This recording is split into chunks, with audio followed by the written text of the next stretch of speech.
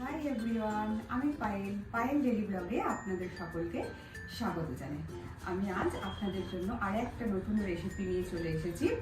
আজকে আমি আপনাদের দেখাবো ইলিশ পাতুরি। আপনারা প্রথম থেকে শেষ অবধি ভিডিওটা দেখতে থাকুন। আর আপনারা যারা এখনো সাবস্ক্রাইব করেননি তারা অবশ্যই ঝটপট করে আমার চ্যানেলটিকে সাবস্ক্রাইব করে ফেলুন এবং ফলো করুন আরও নতুন নতুন রেসিপি পাওয়ার জন্য। আসুন আমি তাহলে রান্নাটা শুরু। আমি এখানে দুটো ইলিশ মাছ নিয়ে নিয়েছি কাঁচা। এবার আমি এটার উপরে সরিষার তেল দিয়ে দেব আর অল্প পরিমাণে আমি নুন দিয়ে দেব। অল্প পরিমাণে এটাতে লবণ ছড়িয়ে দিলাম। এবার আমি এটা ভালোভাবে মেখে নেব।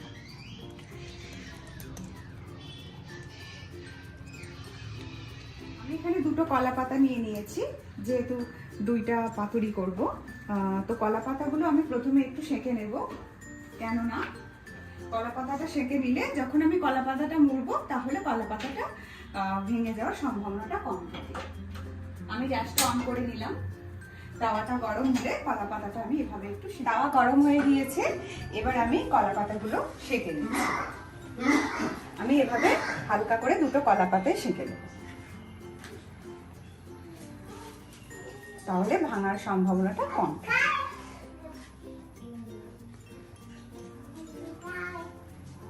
এইভাবে দেখুন, আপনারা এইভাবে বাড়িতে করে নেবেন কলা পাতাগুলো। এখানে আমি সেঁকে নিলাম। আমি এবার একটা প্লেটের উপরে রাখছি, হালকা করে আমি এটা করে নেব।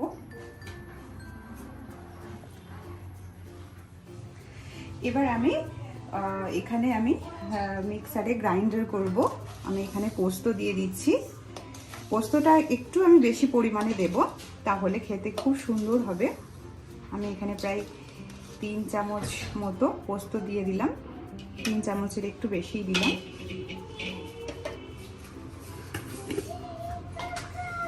এখানে আমি সরিষা দিয়ে দিচ্ছি 1 চামচ, আর অল্প একটু আমি সরিষা দিয়ে দিলাম। সরিষার পরিমাণটা একটু আপনারা কম রাখবেন, তাহলে খুব টেস্ট হবে। আমি এখানে কাঁচা লঙ্কা দিয়ে দেব।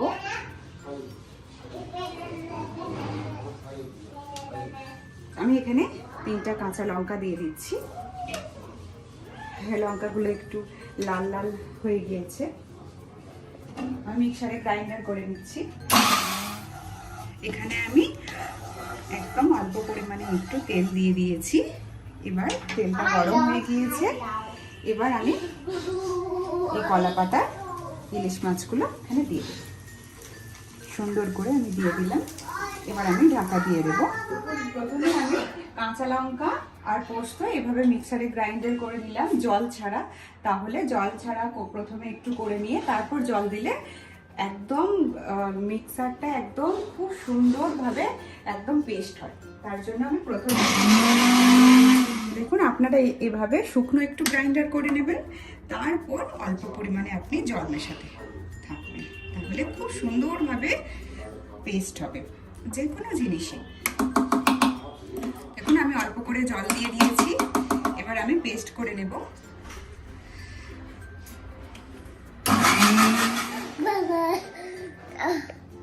আমি এই যে মিক্সিতে ভালোভাবে পেস্ট করে নিয়েছি। এবার আমি এই পেস্টটা এর উপরে আমি দিয়ে দেব ইলিশ মাছের।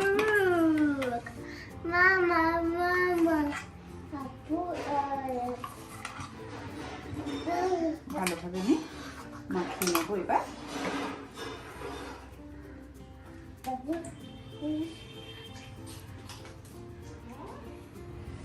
আমি এটা পেস্টটা মাখিয়ে নিয়েছি। আপনারা পেস্টটা মাখিয়ে কিছুক্ষণ রেখে দেবেন, তাহলে স্বাদটা হয়। আমি মোটামুটি 5 মিনিট মতো রেখে দিয়েছিলাম। এবার আমি পেস্টটা এভাবে কলা পাতায় আমি দিয়ে দেব।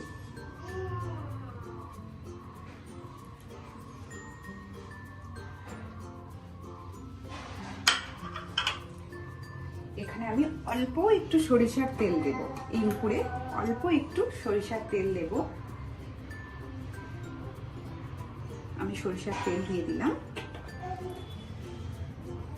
আমি এবার একটা কাঁচা লঙ্কা এর উপরে দিই। আমি এটা এইভাবে মুড়ে নেব। আমি কিছুক্ষণ ঢাকা দিয়ে রাখা ছিল কিছুক্ষণ, তারপর আমি অল্প একটু জল দিয়ে দিয়েছি। অল্প পরিমাণে আপনারা একটু জল দিয়ে নেবেন। প্রথমে তেল দিয়ে কিছুক্ষণ করার পর এপিট ওপিট করে আপনারা একটু তারপর হালকা চারিদিকে জল দিয়ে দেবেন, এতে ভালো জিনিসটা হবে। এবার আমি ঢাকাটা খুলে নিচ্ছি। দেখুন পাতুরি একদম কমপ্লিট হয়ে গিয়েছে, খুব সুন্দর একটা সেন্ট বেরোচ্ছে। কিন্তু আমি এবার বন্ধ করে দিলাম, আমি আপনাদের দেখিয়ে দিচ্ছি কেমন হয়েছে।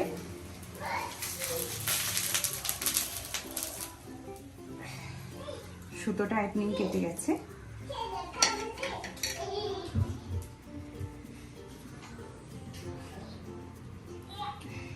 দারুণ একটা সেন্ট বেরোচ্ছে। দেখুন ইলিশ পাতুরি একদম কমপ্লিট। এর উপরে আমি কাঁচা সরিষার তেল ছড়িয়ে দেব। গরম গরম ভাতে ইলিশ পাতুরি এই শীতের সময় আর কি চাই বলুন। শীতের সময় একটু ইলিশ পাওয়া মুশকিল হয়, কিন্তু যদি পেয়ে থাকেন আপনারা অবশ্যই এই রেসিপিটা ট্রাই করবেন। আরও একটা পাতুরি রয়েছে, আমি এটা এইভাবে করে নেব। আপনারা যদি আপনাদের এটা ভালো লাগে রেসিপিটা, আপনারা অবশ্যই আমাকে কমেন্টসের মাধ্যমে জানাবেন। আপনারা ভালো থাকুন, সুস্থ থাকুন এবং সকলকে ভালো রাখুন।